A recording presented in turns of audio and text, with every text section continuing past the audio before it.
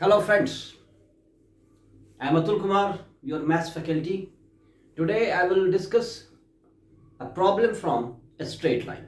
Okay, we have a triangle. We have a triangle. Vertices of this triangle are having rational coordinates x1, y1. Let us call it A, B, x2, y2, and C is x3, y3. Vertices with rational coordinates क्या मतलब हुआ कि ए के जो दोनों coordinates हैं x1 y1 ये दोनों नंबर क्या है रैशनल है। उसी तरीके से x2 y2 भी रैशनल है और उसी तरह से c के कोऑर्डिनेट्स भी रैशनल नंबर है।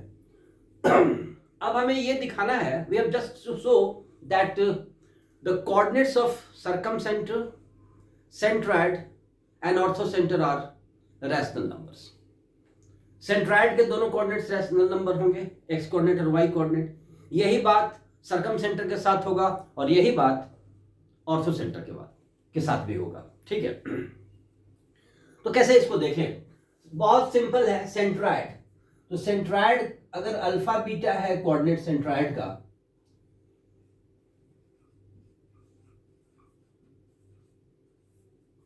तो अल्फा क्या हो जाएगा?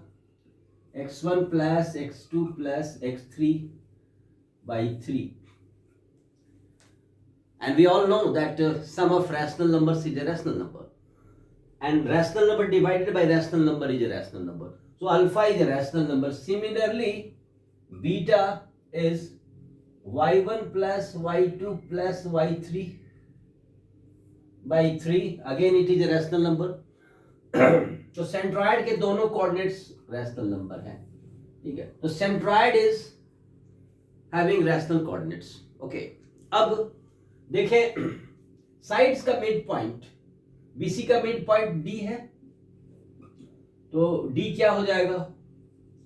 x2 प्लस x3 बाई 2 और y2 plus y3 by 2।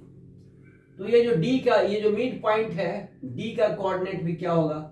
Rational number होगा। वैसे एसी का मिड पॉइंट ई भी रैशनल नंबर और ए बी का मिड पॉइंट एफ भी होगा रैशनल नंबर। ओके, अब देखिए मैं केवल बात यहां कर रहा हूं, डी का कोऑर्डिनेट क्या है? रैशनल नंबर है। अब बीसी का स्लोप क्या होगा? बीसी का स्लोप 2 पॉइंट फॉर्म से क्या हो जाएगा? Slope of BC y3 minus y2 divided by x3 minus x2. Again it is a rational number.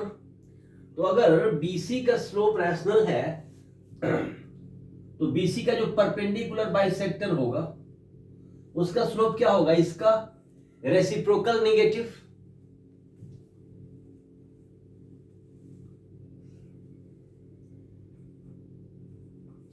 Slope of perpendicular bisector will be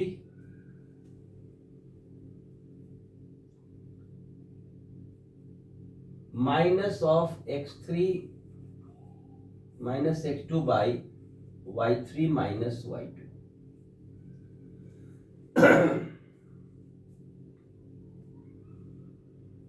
ठीक है, ये बाइसेक्टर किसका है? Slope of bisector of BC, perpendicular bisector of BC. तो BC के perpendicular bisector का slope भी rational number है, बीसी का कोऑर्डिनेट भी रैशनल नंबर है। तो इस परपेंडिकुलर बाइसेक्टर का इक्वेशन क्या होगा? वो भी होगा in terms of rational numbers. तो equation of perpendicular bisector of BC can be written in terms of rational numbers. सारे कोफिशिएंट्स क्या होंगे? रैशनल नंबर्स होंगे।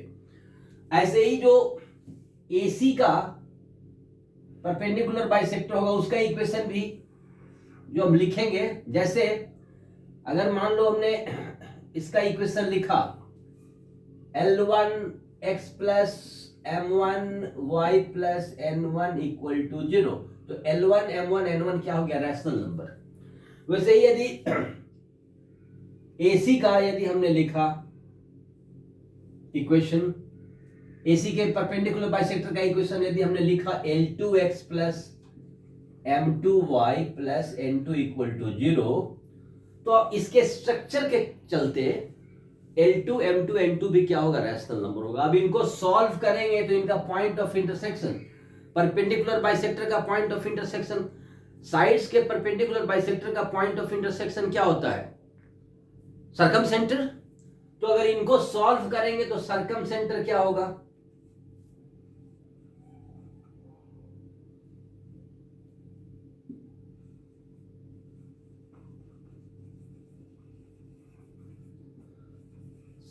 Circumcenter will have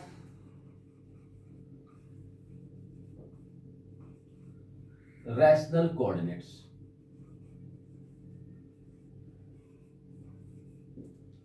अब देखिए यूलर लाइन हम लोग क्या जानते हैं? ये ऑर्थो सेंटर है, ये सर्कम सेंटर है, और ये है सेंट्रॉइड। इसको G से रिप्रेजेंट कीजिए। ये 2:1 में डिवाइड करता है सेंट्रॉइड उसी लाइन को। तो अगर G और C के कोऑर्डिनेट्स रैशनल नंबर्स हैं तो O का कोऑर्डिनेट क्या होगा? ये भी रैशनल नंबर होगा अगर हम सेक्शन फार्मूला अप्लाई करते हैं।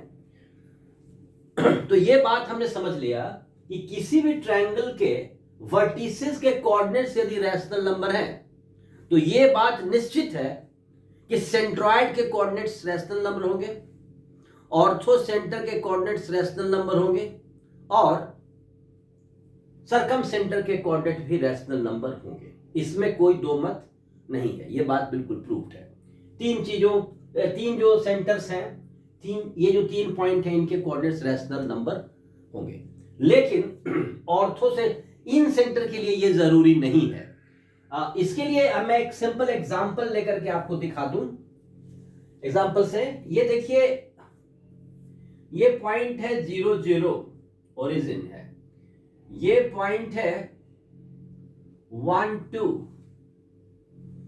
जैसा कीजिए इसको ले लीजिए 1 1, और ये पॉइंट ले लीजिए 2 0, और एक ट्रायंगल बनाइए। इसके सारे कोऑर्डिनेट्स, हर एक पॉइंट का कोऑर्डिनेट क्या है? रैशनल नंबर है। इस साइड का लेंथ कितना है? 2। इस साइड का लेंथ कितना है? √2।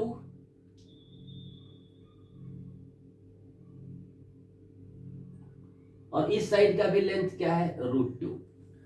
अब अगर मैं इन सेंटर का फॉर्मूला अप्लाई करता हूं, ax1 plus bx2 plus cx3 divided by a plus b plus c, तो उस फॉर्मूले से ये क्या हो जाता है? 2 × 1 √2 × 0 √2 × 2 whole divided by 2 plus √2 plus √2। ये हो जाता है इन सेंटर का x कोऑर्डिनेट, और उसी तरीके से y कोऑर्डिनेट क्या हो जाएगा? 2 × 1 प्लस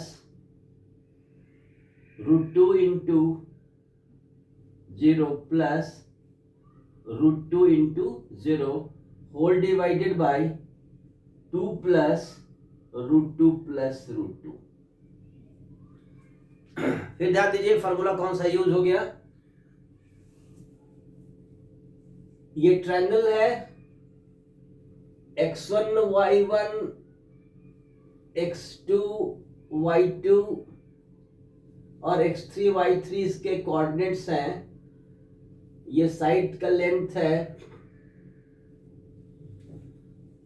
तो सेंट्रॉइड का फॉर्मूला क्या हो जाता है? इन सेंटर का फॉर्मूला क्या होता है? ax1 plus bx2 plus cx3 divided by a plus b plus c, comma ay1 plus by2 plus cy3 divided by a plus B plus सी।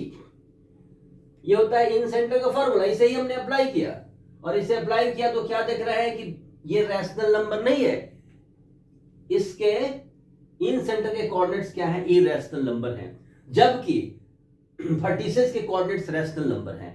तो वर्टिसेस के कोऑर्डिनेट यदि रैशनल नंबर हैं तो कोई जरूरी नहीं है कि इन सेंटर के कोऑर्डिनेट्स रैशनल नंबर हों, लेकिन ये जरूरी है कि सेंट्रॉइड, ऑर्थो सेंटर और सरकम सेंटर के वर्टिसेस के कोऑर्डिनेट्स रैशनल नंबर हो। ठीक है, तो ये बिल्कुल सिंपल कॉन्सेप्ट है। एक तो ये फार्मूला हमने यूज किया, सेंट्रॉइड का फार्मूला यूज किया, पॉइंट स्लोप फॉर्म से हमने परपेंडिकुलर बाइसेक्टर साइड के फाइंड किए, और इस तरह से हमने देखा ये एक इंपॉर्टेंट फैक्ट है ट्रायंगल के बारे में। Okay, I hope you enjoyed this question. Okay, thank you very much.